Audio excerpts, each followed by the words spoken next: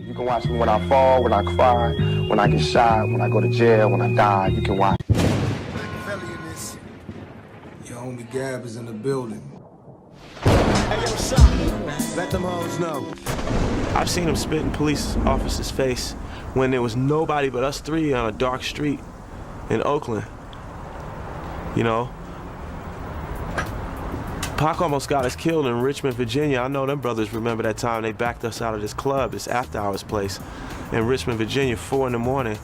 This one cat claimed Pac stepped on a shoe and they got into a little spat, and then it was like, I'm gonna see who got the juice, and said something disrespectful to Pac, and Pac started cursing him out. This whole club turned against us. All black, all ghetto.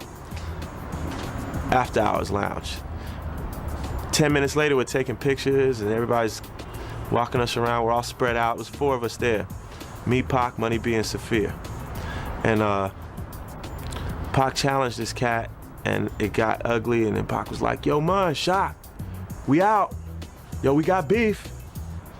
We didn't even know what was going on until we walked over there. So we all got next to Pac, and they were backing us out of the club. Then they backed us out against the brick wall. And at the point that I was grabbing, holding Pac, trying to get him to shut up, still putting him in the cab, he was still challenging. It was like 40 or 50 cats that we were gonna have to fight at one point, because they were starting to build up out of the clap behind, you know. Fuck them California niggas. Yo, T-Roy, I got you, cat. Yeah, that's you, Mike? Yeah, that's me. Shh. What?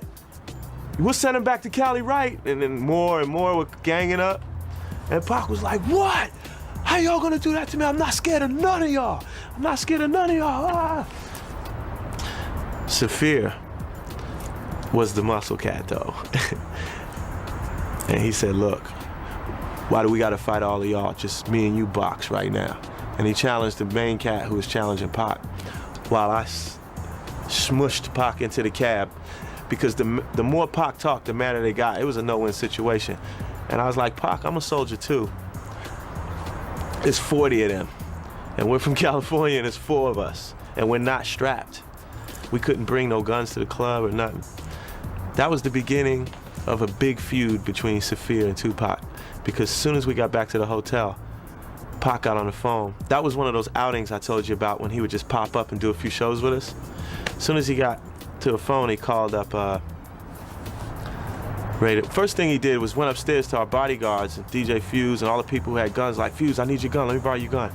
Yo, we need your gun, we going back, and we gonna show them niggas that they can't raise us up like that. You know? What do you mean, who got the juice? I'm gonna show them who got the juice.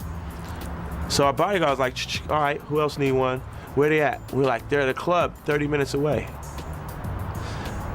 And then Zazie looked at me and said, Greg, I told you not to wake me up with this bullshit, okay? There's no threat right now at the hotel. Took the guns back and went to sleep. Pac embraced Digital Underground at first, vocally, publicly, on his songs. Some of that you can expect because we were like the top group in Oakland at the time. You had Hammer and En Vogue. Too Short didn't really happen yet. He was starting to. He didn't happen globally yet. You know, Humpty Dance threw us out into a world of around the world immediately. So being that we were so large, you could only expect people to play into it a little bit. This is my opportunity. This is my door. It was beyond that with Tupac. His loyalty went deeper than that. We were like family to him. You know, we got him his first apartment. He had no credit. He couldn't drive. He had no driver's license. So we used to have to work the applications, and we would all pitch in and borrow a credit card and co-sign, and we did all the shit we had to do. We tried to teach him how to run his bank account and how to take care of his place. I could tell you stories, man, about how I'd come over Pac's house. My best friend Smooth, he used to sing all the falsetto shit on Digital Underground, like sex packets, all around the world, same song. That was Smoothie Schmoo. He managed an apartment building before we got the group going, and we rented Pac the G apartment in the back. And I'd come over there, and Pac would be gone out in the street with Richie Rich or somebody, you know. Like I said, he was like 6 years younger than me. When I met Pac, I was like 26. He was like 18 or 19. And he's like 7 years younger than me, so my thug side of me was out of me. I didn't really strap no more.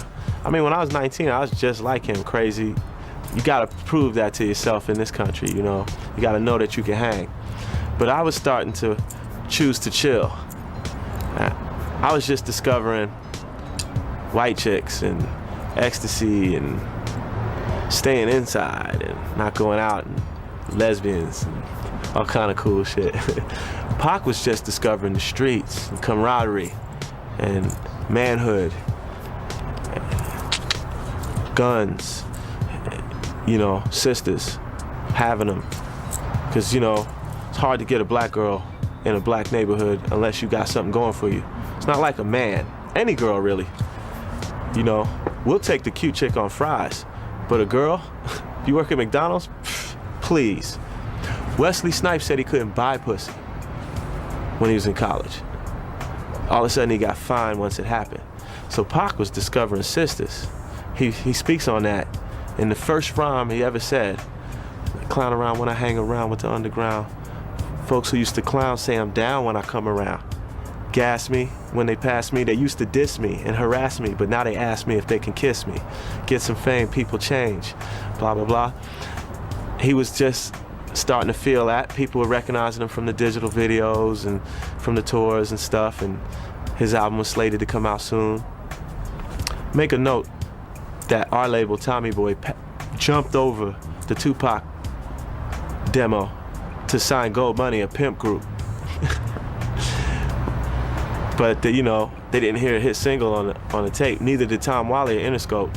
There really wasn't a hit single on Pac's first album, but Pac was on it. That passion that we know and love him for, that was there. So you really had to listen. You had to meet the man and sit down with the man. And I love Tom Wally for seeing Tupac. That's how we saw him. But we shopped him around. A lot of people passed over him. But he was starting to get the love. He's starting to feel it. I come to his house, and all the lights would be on. He's on the first floor apartment. Drapes wide open. Occasionally a window open with just a screen. And this is in Oakland. Not quite East Oakland, MacArthur, Lake area. Still East Oakland though. You know, you can't leave your shit open like that. He's got his Digital Underground Gold records up.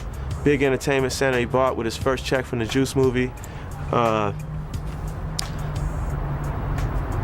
Red sofas or something. He was on some pimp shit. He had the red velour sofas. Maybe he had black sofas and red bed, I forget.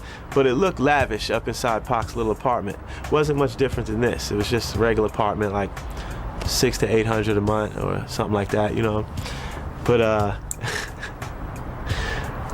I would climb through the window, shut some lights off, make sure the doors and windows were locked, and climbed out, you know. Then I got tired of that shit. And I was like, Pac, man.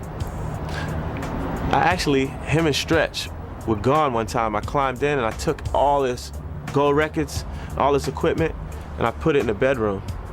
And I put a note on it. It was me this time. Next time it might not be. And it looked like he got robbed. They told me as soon as Pac walked in, he ran back outside and started looking for who did it. And they said Stretch just fell out on his knees and said, oh shit. Oh shit, Stretch was the one who left the place open, you know. That was Pac's best friend, by the way.